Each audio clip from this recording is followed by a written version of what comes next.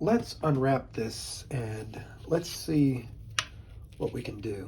All right, so I got this barcode scanner, right? And I'm going to use it in wired mode. I'm going to start out with wired mode because I know that mode of all the modes are going to be the most likely to function. And so plug this into the USB port. All right, so I wrote the scanner application, right? It's very fresh. I just finished it about an hour ago, at least this version of it. So I'm gonna take one canned food item and I'm gonna scan the barcode on it.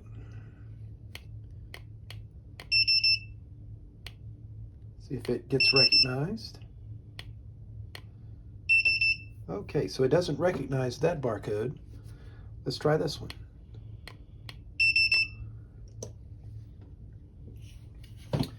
All right, let me try this a different way. It may be the USB port that I have it plugged into. Let's plug it into a different USB port. All right, let's try this again. There we go. So it's the USB port that it was plugged into. All right, so I'm starting to see scans come in. They're being recognized. All right, so I got three barcodes scanned so far. Let me scan this. This was in my last video. So I can just scan that. And we see we have barcodes here. I'll do it like that. You can see the barcodes increasing down the screen. So that is barcode scanning 101. Basically, I wrote this C++ application. I started yesterday and I worked on it until about 5 in the morning, and then I went to sleep.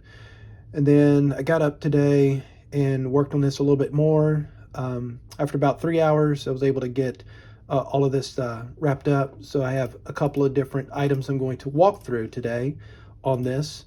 But let's run this again fresh. And let's go ahead and scan some items. So you see that there's nothing in this field up here. When I scan this, see, and then I programmed it to clear out the field. So this application is the baseline for any type of barcode scanning done in C++ on Linux. So yeah, let's go into it. Let's talk about it a little bit. This is the screen that I showed earlier, and these are all the barcodes that I scanned off of that book, right? And again, this is a C++ program that I made where, you know, if you have a barcode, you can scan it and it's going to cycle right down the way. So, you know, basically you just scan, you know, if you have your barcodes. And so the main thing is detecting when the barcode sequence is completed, right? Because you can type this out like that, and it's based off of the return key. So when I press enter, that's how this all works, right? And so you don't want to detect the numbers too early, right? So see, as I'm typing, right, there's a risk in how you're coding it where you're trying to detect the changes in the text, right?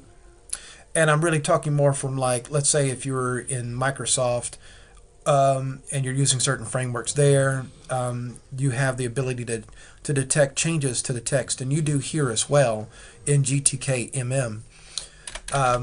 But this was actually my first time doing this in Linux in GTKMM, and I found this aspect of it a little easier. Of course, it helped that I read the manual first, right?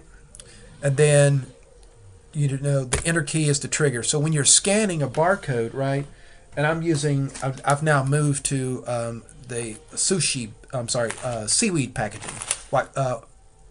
Ocean's Halo Wakami.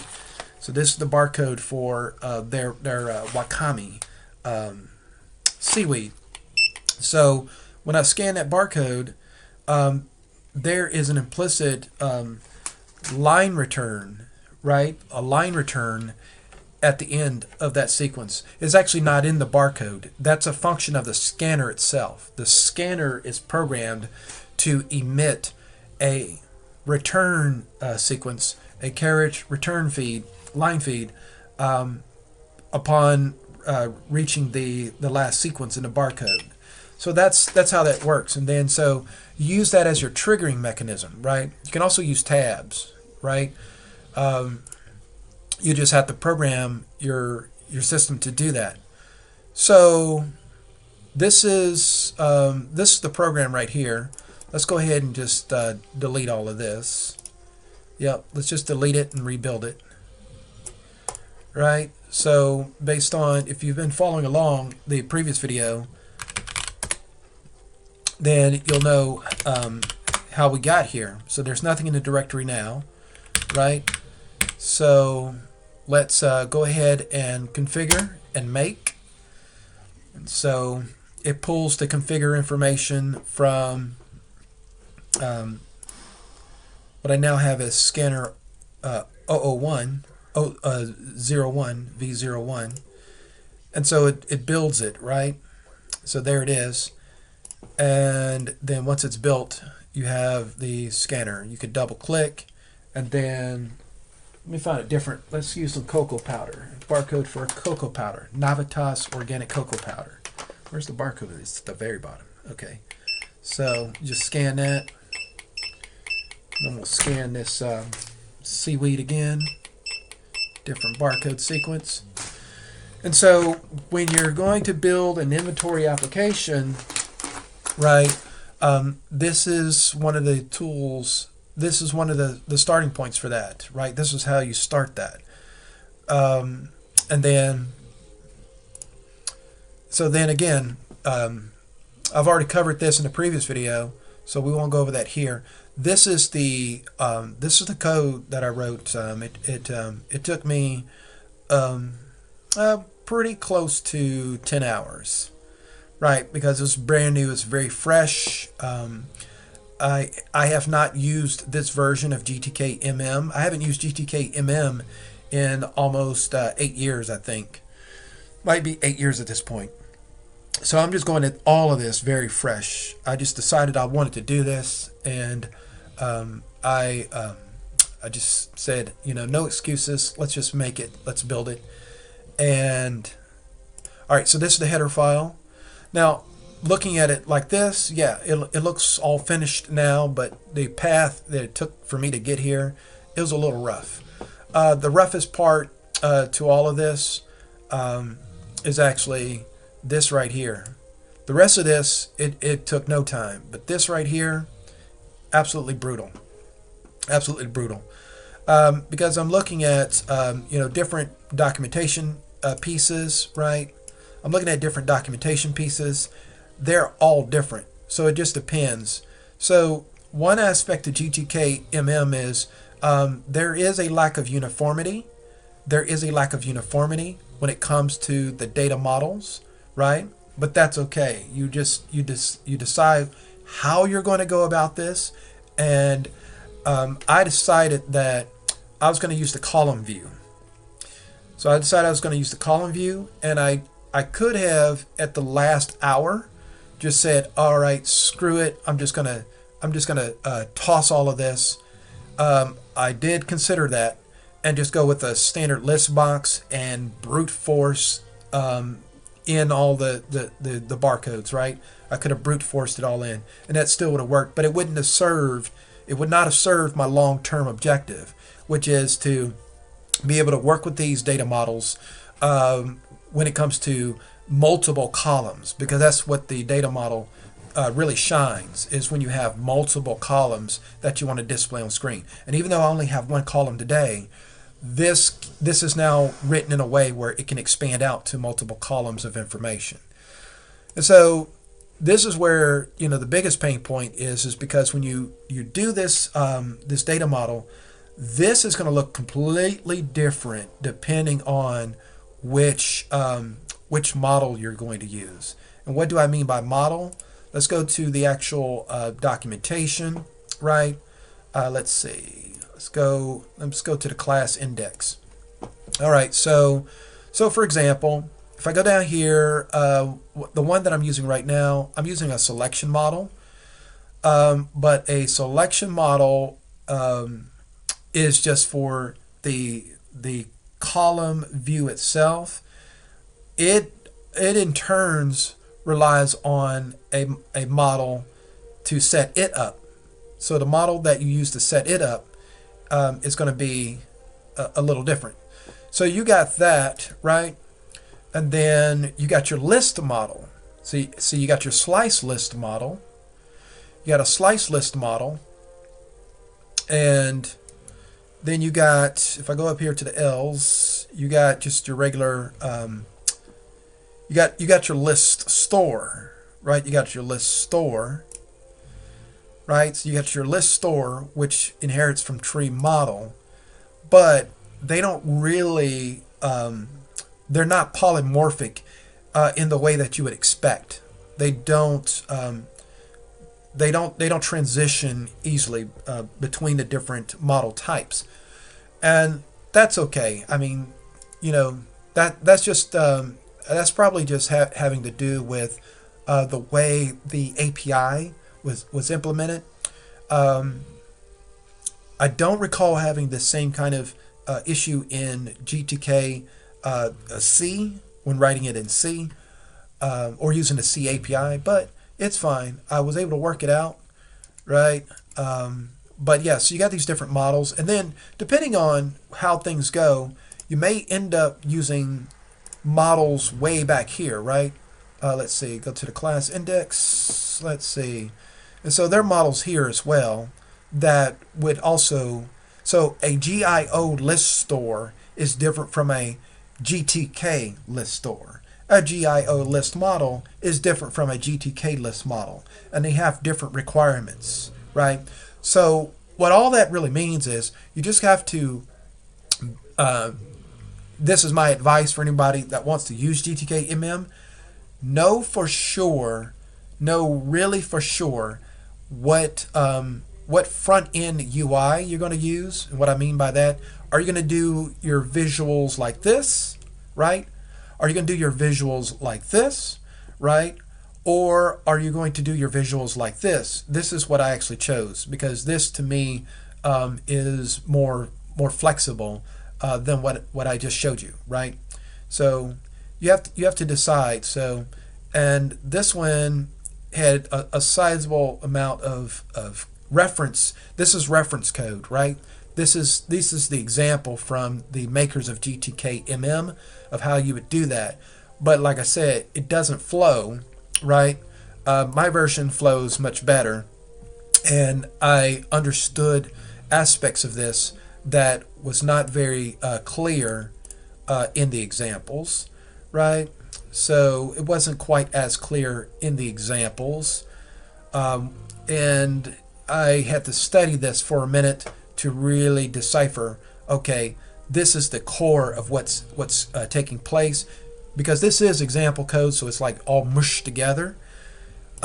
So, you know, while I'm doing this on an accelerated basis, at the same time, I need to make sure that this is understandable when I'm using it across the board throughout this software application. So that's why I have comments here, and I have things done a certain way. For example, I did depart from the code example.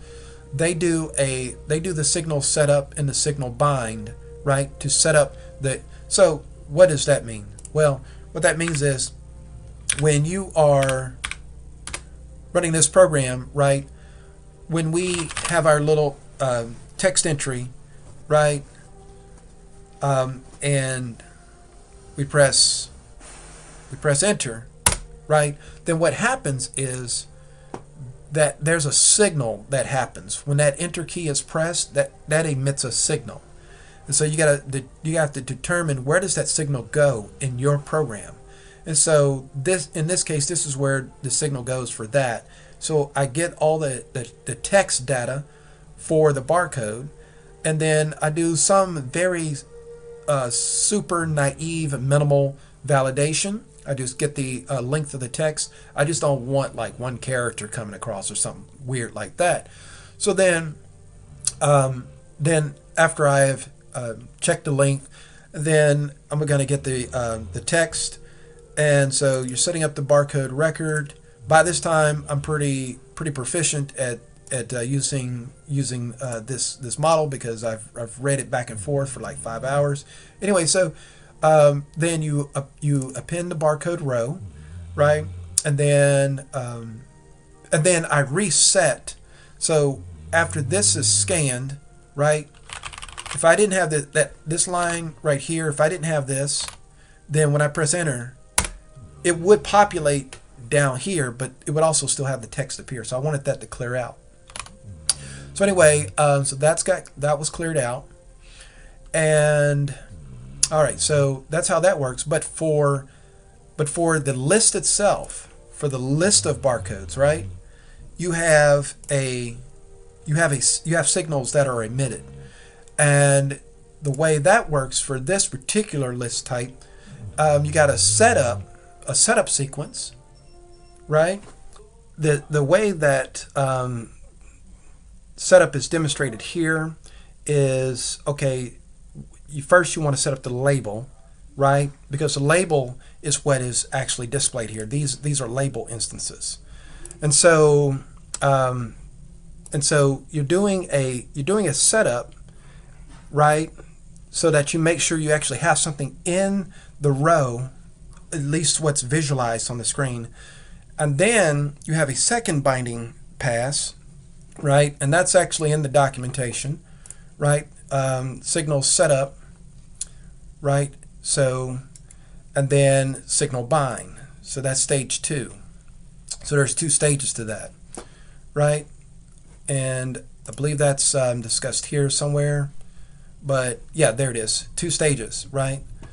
So I combined the 2 stages into one essentially, or I reuse a function. Let's see. Yeah, barcode bind. So I made some adjustments here where I still look for a row, but if the list item, if the list item exists, then I'm going to set up a label, right? Otherwise, we're just going to return, and then we move along on the second pass, because this is what occurs on the second pass, right? And that's where we set the actual text value in the label. So whatever this text is that's entered up in here, right, that's what's going to be applied to the label. So that's essentially what that was. So that's how I combine the 2 together.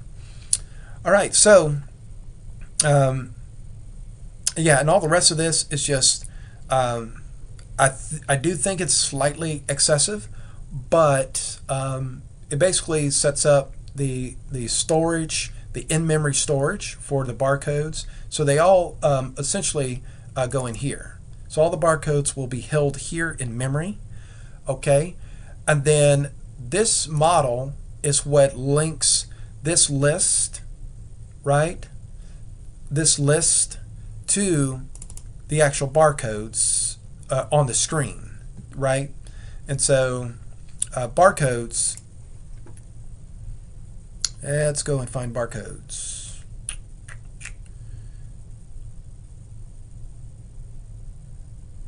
Is the column view, right? The column view.